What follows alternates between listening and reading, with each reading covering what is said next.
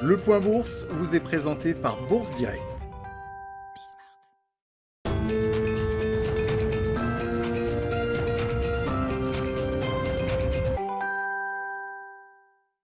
La tendance est hésitante depuis le début de la matinée sur le CAC 40. La séance est d'ailleurs relativement calme alors que Wall Street sera fermée aujourd'hui en raison de Thanksgiving. Les investisseurs parisiens qui ont pris connaissance des minutes de la Fed publiées hier soir à 20h.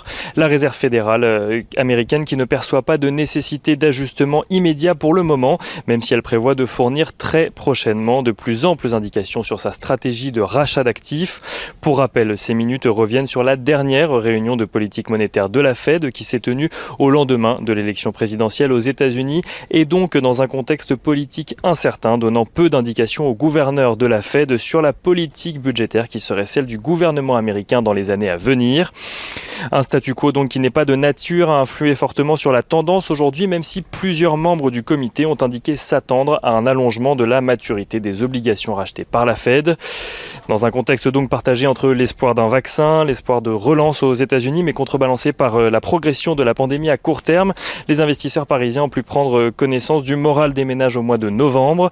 Leur confiance s'est nettement dégradée dans l'Hexagone, retombant à 90 points, son plus bas depuis décembre 2018. Les économistes attendaient de leur côté un niveau proche des 92 points. La cause de ce recul se trouve bien sûr dans le deuxième confinement qu'a connu la France sur le mois. Un confinement qui rend les ménages plus pessimistes sur leur future situation financière, préférant épargner et reporter leurs achats conséquents à plus tard. À noter d'ailleurs que si la France se concentre aujourd'hui sur les perspectives d'un allègement des mesures de restriction, l'Allemagne, elle, semble vouloir durcir ces mêmes mesures de restriction au moins jusqu'à janvier. Le Royaume-Uni est de son côté assez pessimiste sur l'impact économique de la pandémie et anticipe une chute de 11,3% de son PIB sur l'ensemble de l'année 2020, un niveau inédit pour le pays qui est toujours en négociation sur l'après-Brexit avec l'Union européenne. Du côté des valeurs à présent à la Bourse de Paris, Rémi Cointreau annonce s'attendre à une croissance organique de son résultat opérationnel courant annuel grâce à ce qu'il appelle une vraie reprise au second semestre, portée notamment par ses marchés chinois et américains.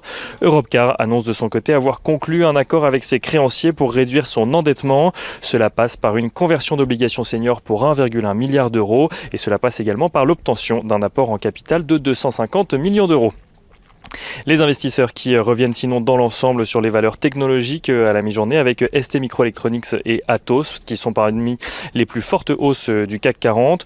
Et en ce qui concerne Atos, justement, Orange a démenti un rachat de l'ESN malgré les rumeurs. Et on regarde rapidement le pétrole qui s'apprécie encore aujourd'hui et se négocie à la mi-journée aux alentours des $48, tandis que l'euro-dollar progresse également pour se hisser à un niveau de 1,19$ pour 1 euro.